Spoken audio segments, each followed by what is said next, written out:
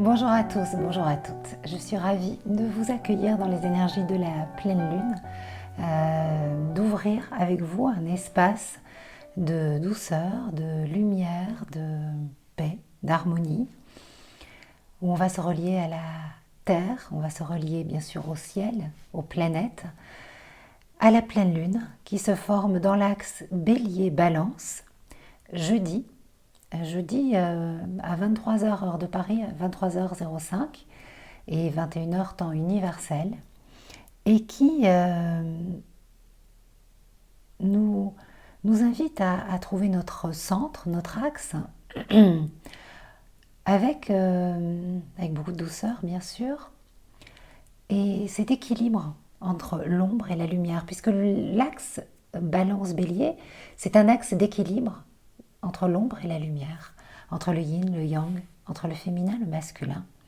Et, euh, et en fait, c'est l'axe des opposés, de Vénus d'un côté pour la balance, de Mars de l'autre côté pour le bélier, et puis au centre, il y a nous, dans notre verticalité, notre intériorité, notre centrage, notre souveraineté. Et l'invitation de cette pleine lune, c'est vraiment d'aller goûter cette essence, cette quintessence de notre être, d'aller vibrer l'énergie du cinquième élément, de l'éther, avec Chiron, avec Lilith, avec les déesses, avec Vesta, qui détient la flamme sacrée, avec Vénus, en tendant la main finalement à toutes ces belles énergies du féminin qui se trouve dans le masculin, tout autant que dans le féminin. Il n'est pas question de séparation entre l'homme et la femme, c'est l'énergie du féminin, c'est Mars et Lilith qui vont tendre la main à Vénus pour s'affranchir, mais s'affranchir dignement et trouver la beauté, l'élégance de la souveraineté. Et puis surtout, je dirais, au-delà de tout ça, parce que c'est des bien beaux mots, mais au-delà de la poésie de ces mots, la plénitude, la sérénité de la souveraineté. Voilà. Alors effectivement, c'est une pleine lune qui vient nous travailler là où on a une blessure d'injustice. Voilà. Parce qu'il se passe en ce moment, eh bien ça réveille intensément la blessure d'injustice. Vous le savez peut-être ou pas, moi j'aime beaucoup associer, j'ai eu l'élan, l'envie, c'est venu un moment d'associer les astéroïdes aux 5 blessures de l'âme. Et dans les astro-coaching qu'on propose sur Astroéthique avec Valérie Tartera, nous avons associé la blessure d'injustice à l'astéroïde Chiron. Chiron, le guérisseur, nous parle finalement de toutes nos blessures. Et le point commun à toutes nos blessures, c'est que elles sont injustes. Une blessure de rejet est injuste. Une blessure d'abandon est injuste. Une blessure d'injustice est injuste par définition. Mais au-delà de ça, c'est la blessure de notre société contemporaine, la blessure d'injustice. C'est la blessure qui fait qu'on n'accepte pas que la vie est injuste. On n'arrive pas à se passer sur un autre plan, à prendre du recul, de la hauteur, et de vibrer de cette énergie de tout est juste et tout est parfait. Non. Pourquoi? Parce que cette blessure d'injustice, en fait, c'est la blessure de l'ego qui tient à sa souffrance, qui s'identifie à sa souffrance et qui dit « je suis ceci, je suis cela, je suis cette blessure » et qui revendique exister au travers de cette blessure parce qu'il ne veut pas lâcher l'affaire, parce qu'il veut avoir raison, parce que c'est l'autre qui a tort. Parce que quand on est prisonnier de cette blessure, au bout du compte, on n'est pas libre. On est esclave de l'autre. On est prisonnier du cycle infernal, bourreau-victime, bourreau-victime. On est à la solde des tout-puissants. On se sent impuissant. C'est l'autre qui a tout pouvoir. C'est l'autre qui nous écrase, qui nous oppresse, qui prend des décisions arbitraires, injustes. Alors on est soumis ou on se rebelle, mais quoi qu'il arrive, c'est injuste. Alors pourquoi je vous dis que c'est Chiron qui dans l'énergie, enfin Chiron est ce qui symbolise au niveau de la blessure d'injustice, qui est mis en avant, c'est tout simplement parce que la lune pleine et ronde, excusez-moi, j'ai un petit chat dans la gorge depuis... Bon, allez, on va y aller. J'aurais dû prendre un petit verre d'eau. Je fais une petite pause et je vais boire un verre d'eau. Et voilà, je pense que ça va aller beaucoup mieux. On verra. Donc je parlais de Chiron. Chiron est conjoint à la lune pleine et ronde dans le signe du Bélier. Donc, au moment de la pleine lune, finalement, la lune nous parle de notre monde émotionnel et tout ce qu'il contient au niveau de la vibration individuelle et collective est mis en lumière par le soleil. Le soleil se projette, la lumière du soleil est projetée sur la surface du disque lunaire. Et là, il englobe dans son énergie ses zooms sur la blessure, sur Chiron. Alors zoom sur tout ce qui est en lien avec le soin, le médical, zoom sur la possibilité d'un Eldorado médical, zoom sur la possibilité d'un remède, mais dans une lecture plus symbolique, plus subtile peut-être, on peut vraiment voir qu'il est question, enfin, en tout cas moi ça vibre à ce niveau-là, c'est la blessure d'abandon. C'est la blessure d'injustice. Et cette blessure d'injustice, c'est vraiment en ce moment, elle est dans l'air. Voilà. Elle est dans l'air, on la ressent et on voit bien que le carré, qui est toujours actif entre Mars rétrograde et Saturne, et là pour le coup il est vraiment actif puisque l'aspect est exact. Hein. Saturne est à 25 degrés du Capricorne, Mars est à 24 degrés du Bélier, donc là la rétrogradation de Mars fait que Mars et Saturne sont en dissonance et que eh bien c'est Saturne qui impose sa loi du plus fort, sa loi d'oppresseur, sa loi égoïste, un vent glacial. Et puis c'est non négociable et c'est comme ça, c'est l'autorité, c'est la loi du père, mais une loi arbitraire. Et Mars, qui veut agir, qui veut avancer, qui veut trouver des solutions, Mars en bélier, il se dit, bon, allez, on avance les mecs. Eh ben non. Et là où c'est difficile, c'est que ça nous bloque, ça nous fige complètement. On se sent écrasé, impuissant. Et effectivement, on l'est. Parce que Mars est carré à Saturne, Jupiter, Pluton. Et là, clairement, on a les trois planètes les plus puissantes de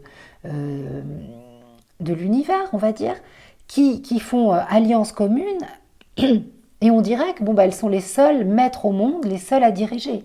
Alors c'est pour l'instant, ça va bouger quand quand Saturne et Jupiter vont avancer vers le Verseau, on va sentir vraiment un changement d'énergie et même un renversement de pouvoir. Mais là, pour l'instant, on est à la solde des tout-puissants, des grandes puissances de ce monde. Alors c'est les puissances bancaires, les lobbies pharmaceutiques, c'est l'État, voilà, qui a tout pouvoir et on a l'impression, d'où ces sentiments de dictature. Et là où c'est extrêmement injuste en ce moment et violent, parce que déjà Mars, il a envie d'avancer, il dit c'est pas possible, donc il comprend pas, et c'est qu'on a une conjonction entre Lilith, la lune noire, et Mars. Et là, quand on connaît la symbolique de Lilith, Lilith la rebelle, l'insoumise, celle qui dit non à l'oppresseur. L'oppresseur, la société patriarcale qui tente de lui imposer des règles absurdes qui n'ont aucun sens.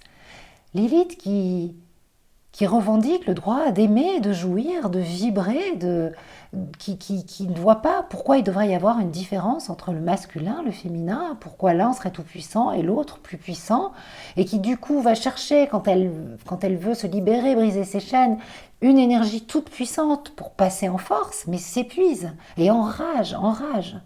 Et donc là, en ce moment, on a cette conjonction entre Mars, Lilith, au carré, de Saturne, de Jupiter et de Pluton.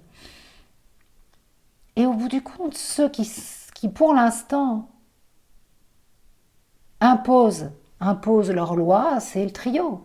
Et Jupiter, c'est dans sa grandiosité, c'est tous les médias aussi. Enfin, on est embarqué dans quelque chose où on se dit, mais on ne peut pas lutter. Et donc, on est dans un sentiment d'impuissance. Et ce sentiment d'impuissance fait que la blessure d'injustice est ouverte, puisque c'est injuste. C'est profondément injuste. Et effectivement, la vie est injuste. Il y a des choses qui sont injustes. Et à partir du moment où on accepte que la vie est injuste, on s'apaise. À partir du moment où on a plus d'attente, plus de désir, alors je vais vraiment essayer mais quand on désire la paix, tant qu'on désire la paix, on ne crée pas la paix à l'intérieur de nous. Tant qu'on attend quelque chose, tant qu'on attend l'amour, on ne le vit pas. Ça ne veut pas dire qu'il faut tout accepter, bien sûr, loin de là. Bien sûr que l'énergie de grogne, de révolte actuelle, elle a son sens, tout est juste. Mais l'invitation de l'axe balance-bélier, c'est de trouver notre centre, notre axe, de goûter à l'unité, à la non-dualité, à la plénitude, à la sérénité, de ne surtout pas être divisé, parce que c'est là où on perd une énergie folle et où on n'arrive plus à mener les bons combats. On avait une discussion à table l'autre soir avec mon beau-fils, on parlait de jugement, et mes enfants.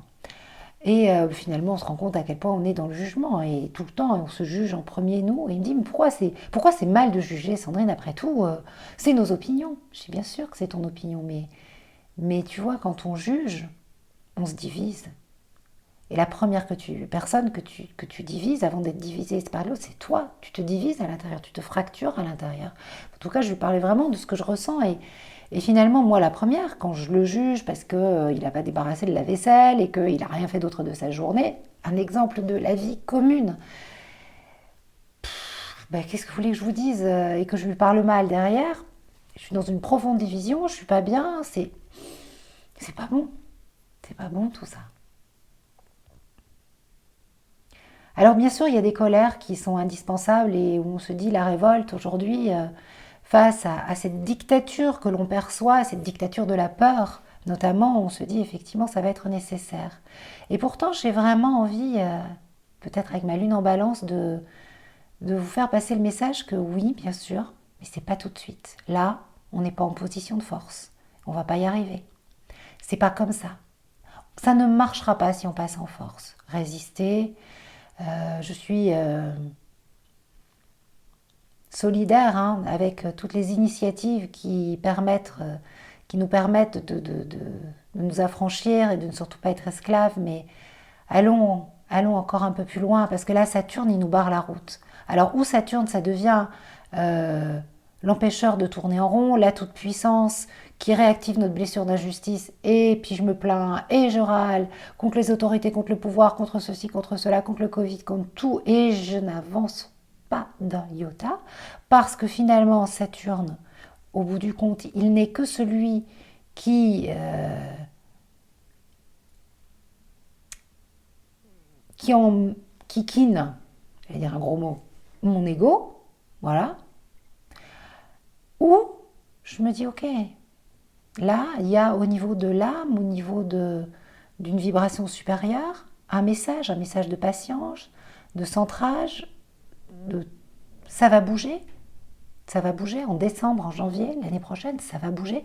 On va vraiment quitter cette lourdeur de la Terre. Il va y avoir un renversement de pouvoir quand même.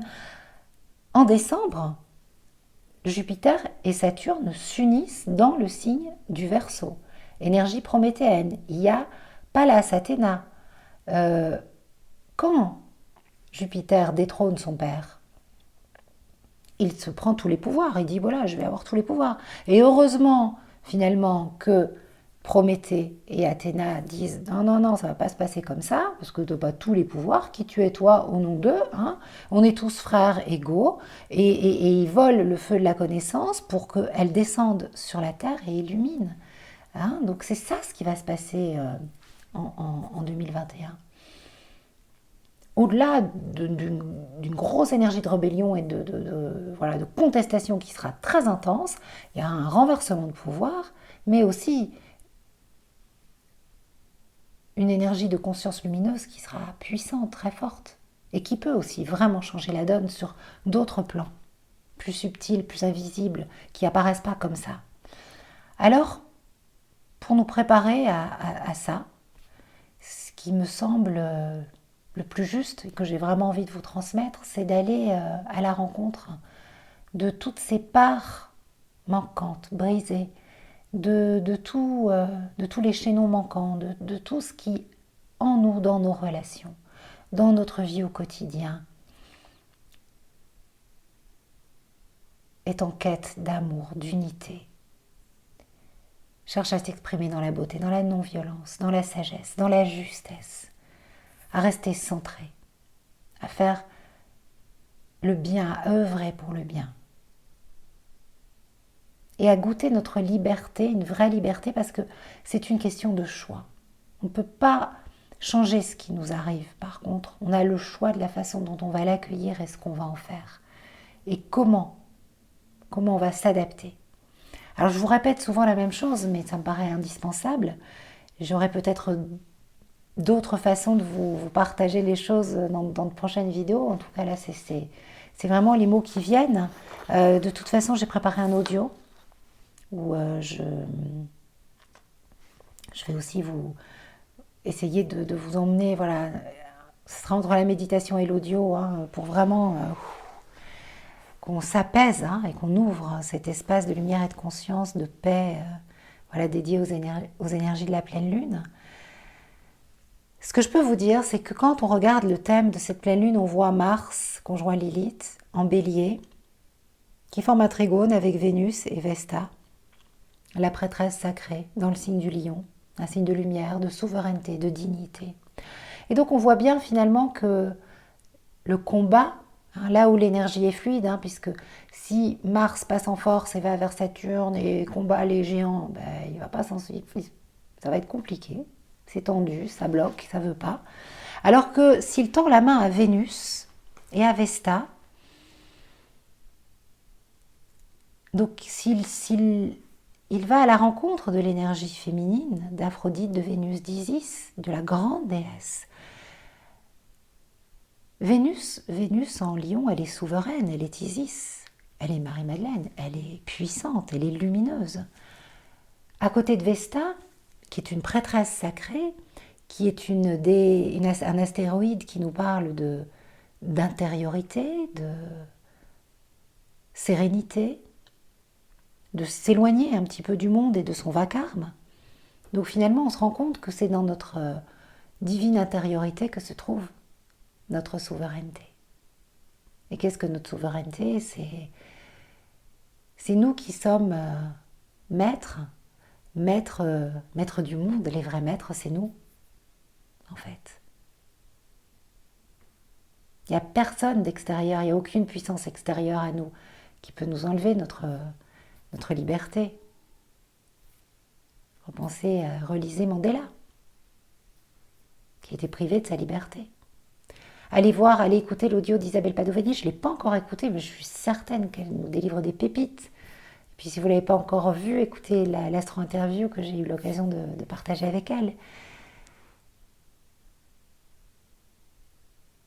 Alors Mars, conjoint Lilith, c'est aussi la blessure du masculin. C'est quoi la blessure du masculin ? C'est quand on veut passer en force. C'est quand on s'oublie. Et souvent, notre corps nous rappelle à l'ordre. Pas plus tard qu'avant-hier, j'ai eu un gros lumbago, parce que je suis passée en force, encore une fois. Je suis allée dans mon yang pour tout faire, à temps, produire, œuvrer au maximum, comme s'il y avait une urgence, comme s'il y avait... C'est au-delà de respecter un délai d'impression, c'est l'illusion d'une toute-puissance, qu'on soit homme ou femme. Et le corps qui nous rappelle à l'ordre. Avec Mars rétrograde, il y a beaucoup, ce carré Saturne, il y a beaucoup d'inflammation, il y a beaucoup d'eau bloquée. Voilà. Hein, donc tout ça, c'est, voilà, finalement, qu'est-ce qu'elle nous dit, cette pleine lune ? Elle nous dit le temps est venu de prendre soin de ton équilibre et de ta santé. Voilà. À l'image de la lame tempérance. Et la lame tempérance, quand on l'observe déjà, c'est pas la lame de la tempérance, c'est la lame tempérance. Elle ne porte que le nom de tempérance. Elle n'est pas identifiée par un article. Pas de il, pas de elle. Et c'est un ange. Un ange est asexué. Et cet ange, c'est l'ange de la bienveillance et de la compassion. C'est Chiron, Chiron le guérisseur, qui nous dit, mais sois bienveillant. Et si on regarde cette lame, il y a une fleur ici qui déploie ses pétales vers le ciel. Une fleur rouge. 5 pétales, les 5 éléments, qui se dirigent vers sa quintessence, qui nous relie à l'éther. Pluton. Pluton, non. Pluton, c'est la transmutation, mais ce n'était pas lui dont je voulais parler, c'est Chiron. Chiron. C'est la voie de passage entre les limites de Saturne et l'énergie qui nous permet d'accéder à la liberté uranienne, celle vers laquelle on va là. Chiron, le guérisseur, en fait, il est l'alchimiste de cette lunaison. Il est celui qui dit transforme ce plomb en or. Fais-en une richesse. Déploie tes pétales. Œuvre à ton rythme, ne te précipite pas, c'est pas tout de suite, c'est pas maintenant. Garde ton cap, mène les bons combats. Prends soin de toi, guéris-toi. Tu guériras la terre. Tu seras une source d'inspiration pour les autres. Avec Chiron, qui est une voie initiatique, une voie de sagesse par excellence, on passe d'une vibration, d'un plan terrestre au plan divin. C'est Chiron qui est entre Saturne et Uranus, entre les planètes personnelles et les planètes transpersonnelles. C'est Chiron qui nous permet de dépasser les limites de Saturne, les limites de notre existence terrestre. Les limites qui font que l'ego, encore une fois, croit ceci ou cela, croit la souffrance qu'il est, parce qu'il croit ce qu'il est. Il ne veut rien lâcher parce qu'il n'a pas conscience de sa mortalité, n'a pas conscience des limites. Il a oublié son souffle divin, il a oublié l'inspire, expire. Il a oublié que, au-delà de la petite personne, au-delà de mes croyances, au-delà de ce que je crois qui m'appartient, au-delà de Saturne, il y a des dimensions infinies, il y a une souveraineté. C'est pour ça que souvent on dit Saturne c'est le mal-aimé du zodiaque, mais pas du tout. Saturne c'est le mal-aimé de l'ego parce que c'est celui qui nous fait prendre conscience de notre mortalité. Et dans ce monde désenchanté, déshumanisé, désacralisé, coupé de racines, coupé de nos racines innées, de nos racines spirituelles. Nous ne sommes absolument pas dans l'acceptation de cette limite et de cette frontière saturnienne, dans la conscience de notre mortalité. C'est la conscience de notre mortalité qui fait qu'on va pouvoir profiter pleinement du temps de vie qui nous est donné. C'est pas la première fois que je vous le dis et c'est important. Et puis vous savez quoi, je vous le dis à vous, mais je me le dis à moi. Oh là là.